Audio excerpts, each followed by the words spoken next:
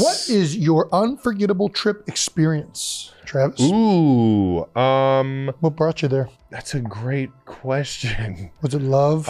Yeah. You're going to hate yourself a little bit, but you'll get over it. Yeah, fuck off. The Hollywood drama machine is leaking again, this time with a side of football, courtroom chaos, and maybe a sprinkle of Swiftie heartbreak. It was supposed to be your usual celebrity lawsuit. Blake Lively versus Justin Baldoni. Some classic set mess, a little he said, she said. But oh no, now it's snowballing into something juicier, messier, and way more A-list. And guess who's getting yanked in by the hair? None other than America's sweetheart and Travis Kelce's boo, Taylor Swift. Sources are saying Blake allegedly tried to twist Taylor's arm to back her side of the legal battle. And if not, bam, she dropped some private and personal texts Swift sent her. Like, what are we doing here? Blackmail or Mean Girls reboot? Apparently Blake's legal team is screaming that it's all bogus, but the damage? Already bubbling under the surface. And poor Kelce? He's just trying to enjoy his off-season cuddled up with his pop icon girlfriend, probably binging some Netflix, when this mess lands like an unwanted group chat notification. And the kicker? There's talk that during the filming of It Ends With Us, Blake allegedly name-dropped Taylor to try and sway Baldoni into making changes to the movie.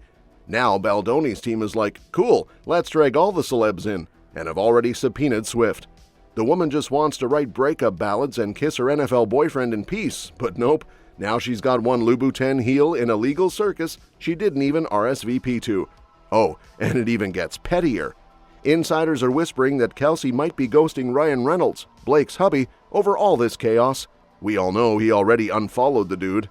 That's right, Marvel bromance potentially iced. And now, while Swifties are still picking their jaws off the floor, Travis Kelce's getting punked by his own brother, on air no less. Like just when you think the drama couldn't get any juicier, in swoops Jason Kelce with the sneak attack of the year. The New Heights podcast is rolling, the bros are bantering, and Jason decides it's prank o'clock. So they start chatting about NFL journeyman Ryan Fitzpatrick. You know, the guy who's basically had more jerseys than Taylor's had eras.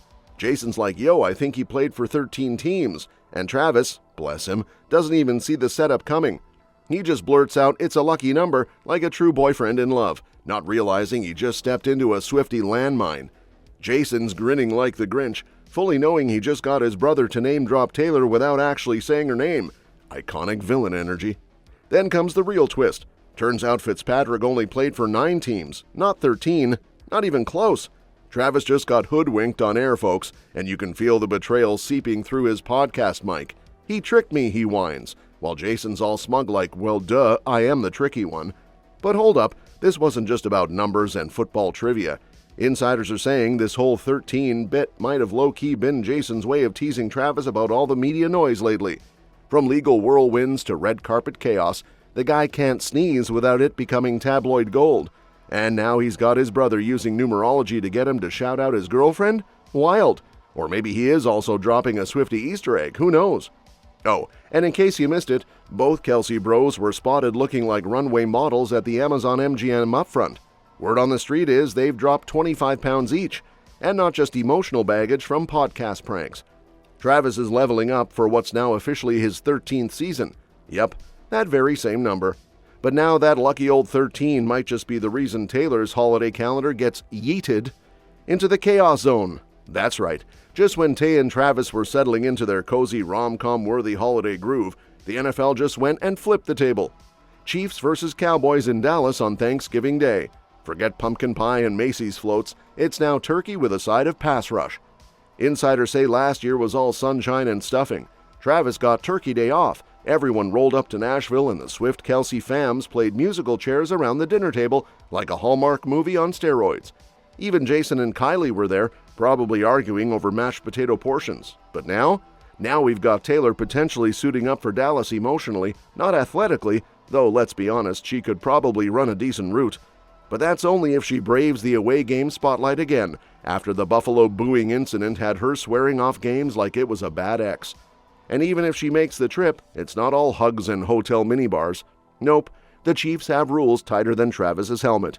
11 p.m. curfews, no sleepovers, and everyone's on the team plane faster than you can say Arrowhead, like it's giving high school field trip vibes.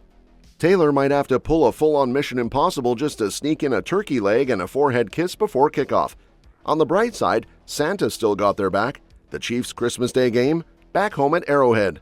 No planes, no prying eyes, just Taylor in her VIP suite, sipping cocoa and screaming "Let's go" every time Travis snags a pass. So yeah, Thanksgiving might be a logistical mess, but at least Christmas still has its sparkle.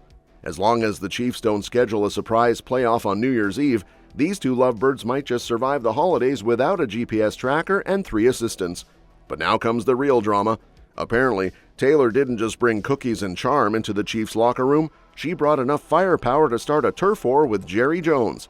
Yep, the Dallas Cowboys' longtime claim to being America's team is on the ropes, and it's all because of a pop star and her touchdown-scoring boyfriend. Somewhere in Texas, Jerry's probably choking on his brisket.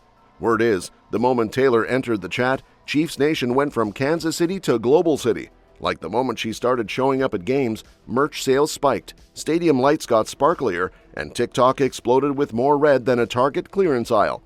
Insiders say it's giving Kardashian-level fame meets playoff hustle, and Jerry Jones? Well, he's reportedly sweating through his custom suit at the thought of losing that America's team crown to a squad that's now co-signed by the Queen of Pop herself. And it's not just about the glitter and camera flashes. Apparently, some ex-quarterback who probably has more opinions than game time was saying the Chiefs' global takeover is very much real and Taylor's the cheat code. He even dropped a Kim K reference like this was a celebrity roast, not a sports podcast. Meanwhile, Patrick Mahomes is collecting rings like they're Pokemon cards. 3 Super Bowl wins in the bag and still hungry. Even though the Chiefs took an L at the last Super Bowl, their fan base only got bigger. Swifties, NFL bros, confused international fans just here for the memes, everybody's hopping on the red and gold train. And the poor Cowboys? They're stuck in a decades-long playoff flop era while watching their old title get handed over like it's a leftover Thanksgiving pie. Someone might want to hide Jerry's phone, because between Taylor's fandom and Patrick Mahomes rewriting NFL royalty, America's team might just need a rebrand. How about America's nostalgia? Too soon? Anyway, while Jerry's busy clutching his pearls, Travis is clutching his heart, and apparently Swift's red lipstick is to blame. Yep, the man's got it bad. Like rewatching The Sandlot and comparing Taylor to Wendy Peppercorn bad. On a recent episode of New Heights, Travis and Jason dove headfirst into a debate that started with a 90s poolside crush and ended with a full-blown tribute to Tay's signature look. So here's the deal. Jason casually was throwing shade at Wendy, calling her overrated like he's a lifeguard critic or something. But Travis? Homeboy went full defense mode. Apparently the image of Wendy in that red swimsuit, white sunglasses, high pony, and iconic red lips had Travis going, "Wait a minute, this looks familiar." Spoiler alert, it's basically Taylor Swift circa 1989 era, and Travis is living for it. Insiders say he couldn't stop gushing over how hot Wendy was, like he was back in middle school with a Tiger Beat magazine. Jason, ever the big brother, tried to bring him back to earth by pointing out Wendy was the only female in the whole dang movie, but Travis wasn't having it. For him, that look was engraved in his brain, and surprise, surprise, it's now walking the red carpet with him in glittery heels and a Grammy. And if that little coincidence wasn't enough, Swifties were already 5 steps ahead, pulling receipts from Taylor's style era and practically doing FBI-level comparisons. Red lip? Check. White shades? Check. Hair up? Triple check. At this point, Travis doesn't just have a type, he's got a cinematic theme going on. Now, while he's daydreaming about pool scenes and 90s nostalgia, the man's also got business to handle, like dragging his team to Brazil for the season opener against the Chargers. Whether Taylor's showing up to shake it off in the stands with her red lip classic remains to be seen. But let's be real, if she does, that Brazilian stadium might just melt. That's all for this video, folks. See you next time.